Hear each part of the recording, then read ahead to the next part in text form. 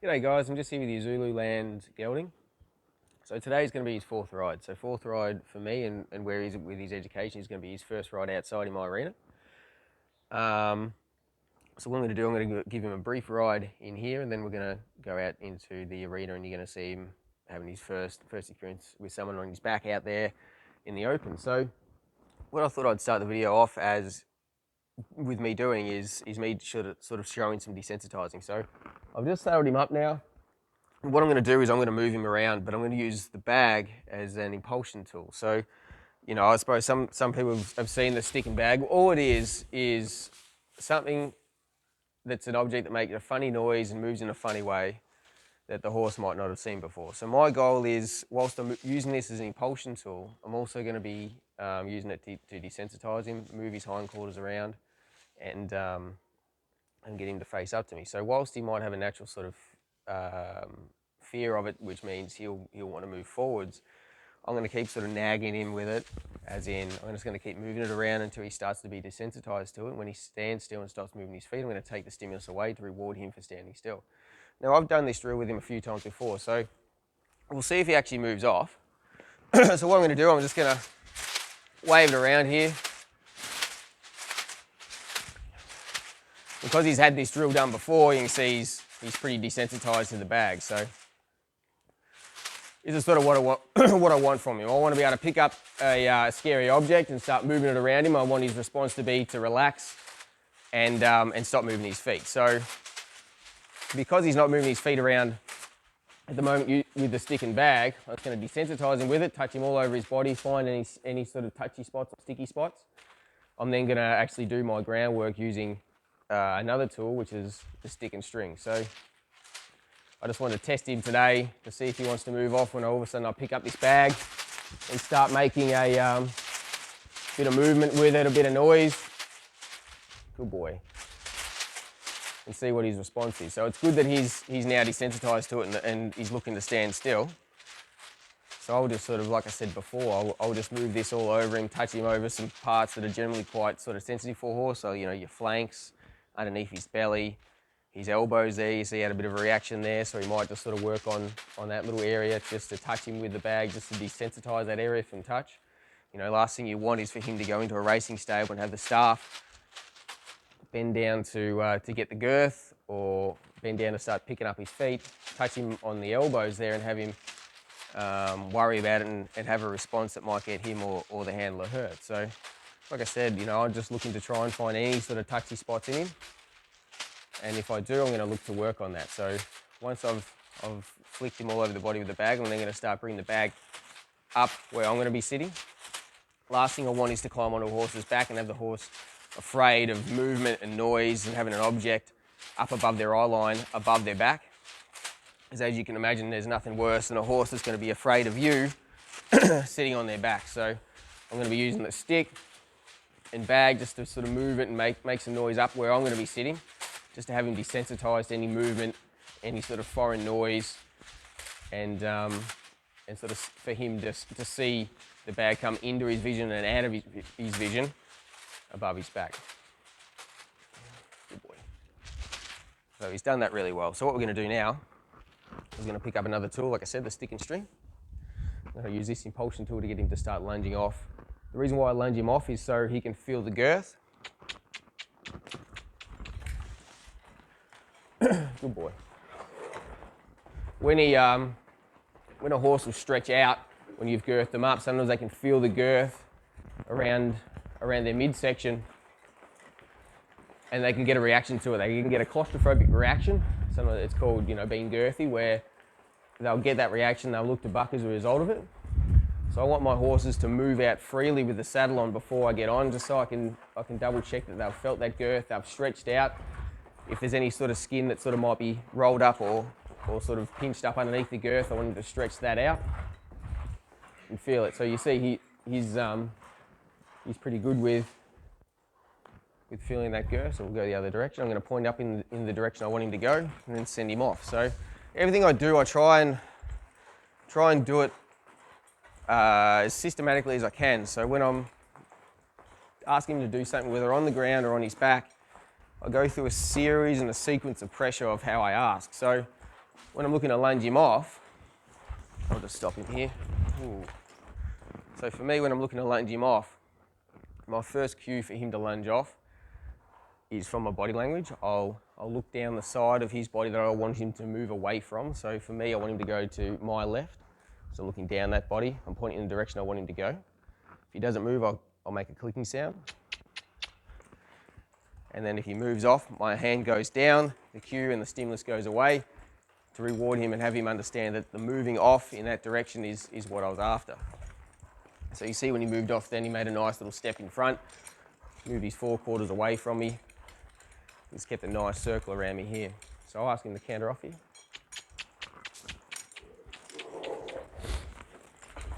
Good boy.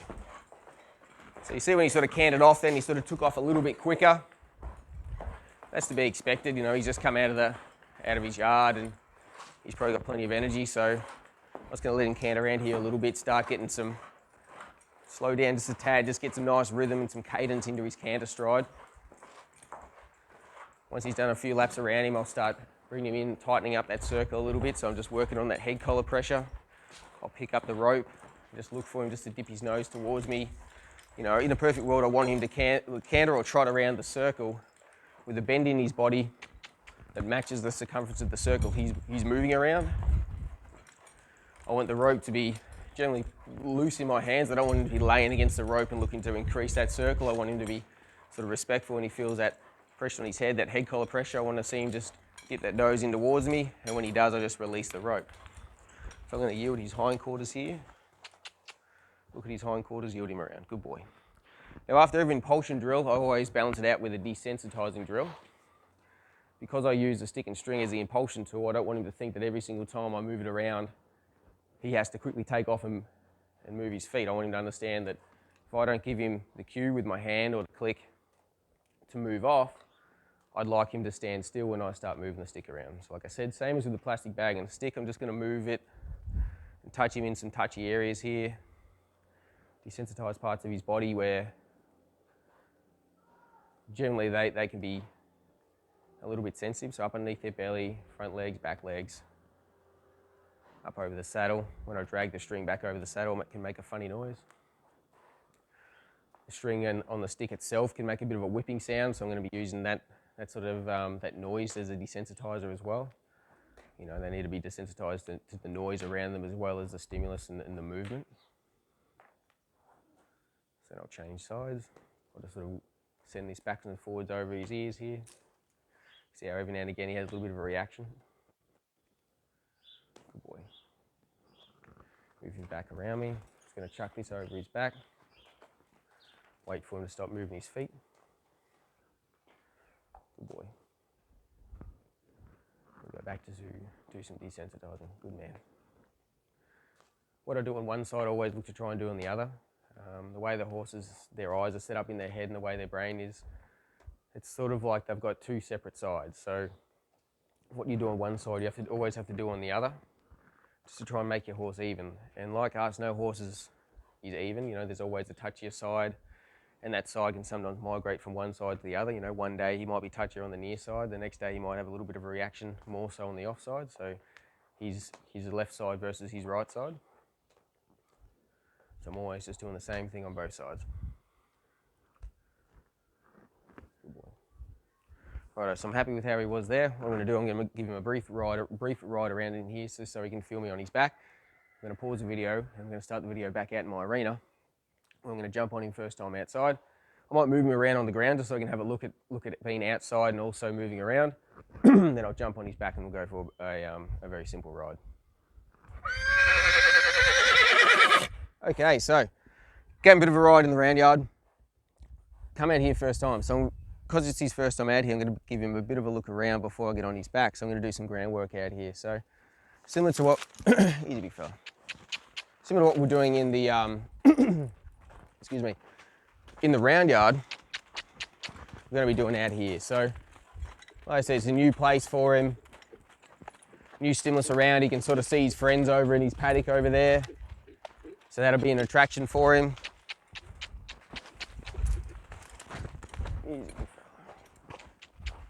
He's also wanting to go back to the gate there a little bit as well. So we're just gonna move him around here, have him start using the thinking side of his brain. So he's out here looking at his mates, looking at new stimulus. I want him to start understanding to focus on me, even though he's out in a new location. And we'll sort of get a bit of an idea of where his magnets are. And by magnets, I mean where he wants to go to and naturally attracted to. So you see he's coming over here near this side rail here, which is closest to where his yard is and where his friends are. He'll probably also look to try and migrate over towards the gate there where he came in. So even if he does, like, I'm not too concerned about it. I'm just going to let him sort of drift over there, and then I'm going to work him in the area where he thinks rest is. So you can change a horse's magnet or where it's attracted to by working your horse where he wants to be and letting him rest where you want him to be. So eventually he'll hopefully look to learn that where he wants to be is only more work, and where I want him to be, which is back in the center of the round yard, it's less work. It's where you get to rest. So we'll just need to change his magnets. I'm gonna have to pull him up here and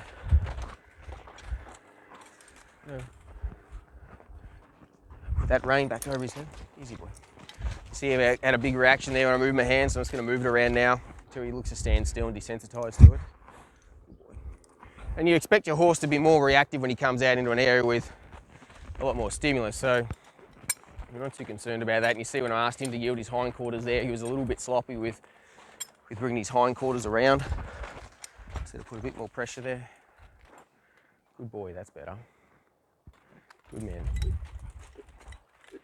So however long I do this is sort of more determined on the horse. So I'm just looking for him to start concentrating on me, thinking about what I want him to do. And how I do that is by giving him a task, and the task I'm going to be giving him is just by moving his feet, disengaging his hindquarters, changing directions, and using my body and the cues I was using in the round yard to communicate what I want from him. Good boy. That dog's getting in the way, which is annoying, but he always does that. Good boy. Good boy.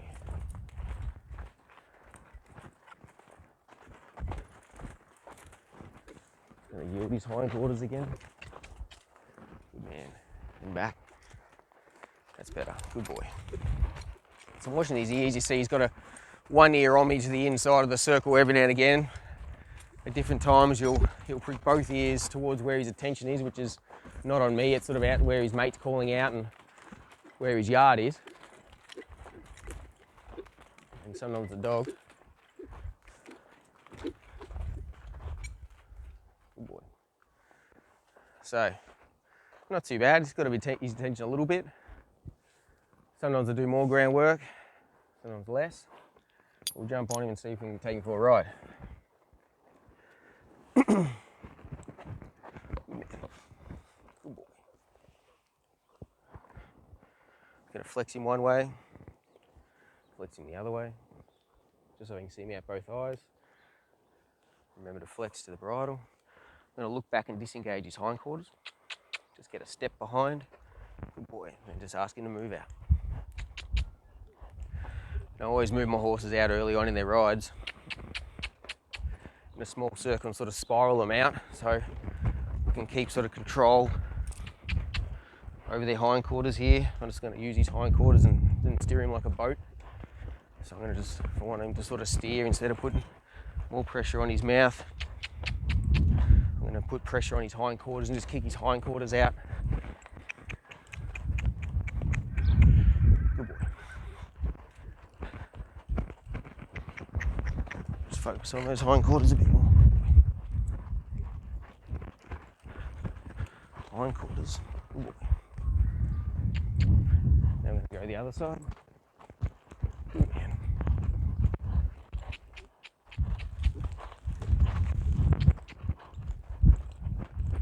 Sort of wanting to drift over here now. See, he's starting to cut that corner to the inside. That's all right. We'll just go back the other way now. If you want to keep cutting that corner, we'll just sort of change directions. If I can get him out to this rail out here and just get him to follow the rail, that'd be great. So like what I want to do, if I can, is keep this ride as simple as possible and also start to bring in some simple steering out here. So the simple steering is just me bringing him over towards the rail here. If he's not hard up against the rail, I'm not too concerned about it because there's some objects under here that he can sort of look at and be a bit afraid of. So I just want to start directing him to where I want to go, pointing his nose in the direction I want him to go, putting his hindquarters around and steering him like a boat towards there. See, this is that corner he wants to be attracted to. Just move him off again. Good boy. So do this at a trot first. If he wants to break into a canter, I'll either one rein stop him or start bringing in two reins, slow him down. But we're just going to follow this rail. Whenever he wants to drift off it, we'll just steer him back towards it. Good boy. Trot him off again. So I'll start off slow at the start. I don't want to be out here cantering around from the get-go. If you don't have the control at a walk trot, you're not going to get it when you increase the speed. So we sort of just start off with the trot. Simple steering, try and steer him towards the outside of this arena.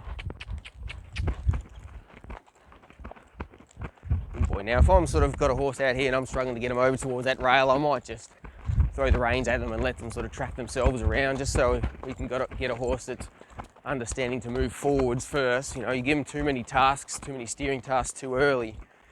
When you're riding them early, sometimes they start jamming up in the feet, not wanting to go out forwards. So sometimes it's better if you've got a horse that is a bit sticky-footed. When you're in the arena and you've got like a nice fence around it, to close up the gate, come on boy, close up the gate. As long as your horse is safe, just look to throw the reins at him and just have him understand. Just simple stop go. And this boy's starting to slow down a little bit on me here, so I might just not pester him as far as getting over to the rail so much, but just look for him to move out forwards. Good boy. Starting to track this rail a bit better now. Going to keep him to go forwards. Good boy.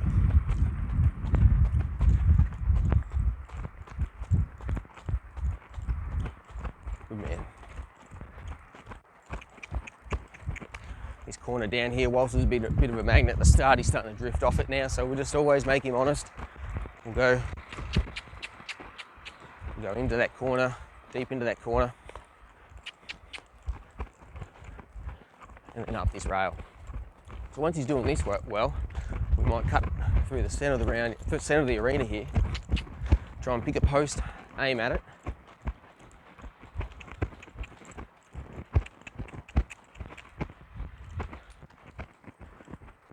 He gets there, let him rest at where we want to go.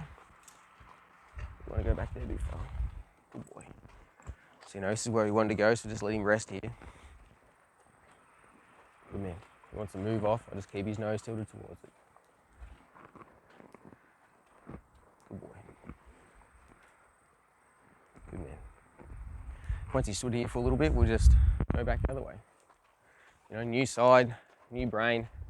Start from scratch pretty much. Don't expect the horse to be starting on the new side as well as he finished on the other.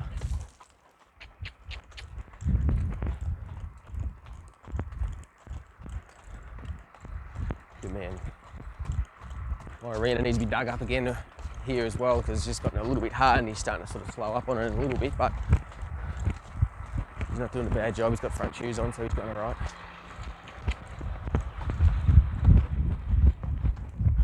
Good boy. Steer him over into this rail. Good boy. For the sake of the video, I'll sort of cut this a bit short, but we'll just sort of keep doing this simple rides outside today like this. He's stumbling a little bit here, but until he looks to track that rail, and we'll call it there. But for the sake of the video, and not making it too long-winded. Good boy. We'll pull him into the centre here and let him have a bit of a rest. So happy with how that first ride's gone so far. You know, he's pretty nice and relaxed out here. Bit of a stumble here and there, but he's sort of just putting his feet together early on in his work, and as his fitness and his strength builds up and he starts learning to put his feet underneath himself with some weight on his back, he'll start placing his feet a little bit better as well. So good man. So, you know, we've got him stopping in the middle of the arena here where we want him to learn to rest, not over near the gate. Jump off, give him a pat. But yeah, so I'm happy with how he is, happy with how he's come along with his braking. So for the next week, what his workload looks like is he'll have another couple of rides in here. Once he starts steering, stopping better out here, we'll then go from here, we'll start going for a long ride around the property or down the roads, and show him as many things as we can, as many stimulus as we can, under saddle, so that the more stuff you can introduce your horse to, the quieter they're going to be. So then when we take him into the track, and there's all that action, a lot of horses, whether it's dark, light, whatever it might be, he's going to be a horse that's sort of seen objects and different things before under saddle. So hopefully he won't get too worked up and too worried about it. So happy there he is now. And oh yeah, and we nicknamed him Denny. So his nickname's Denny. Aren't you, Denny? We like Denny. Denny's good. All right, thanks.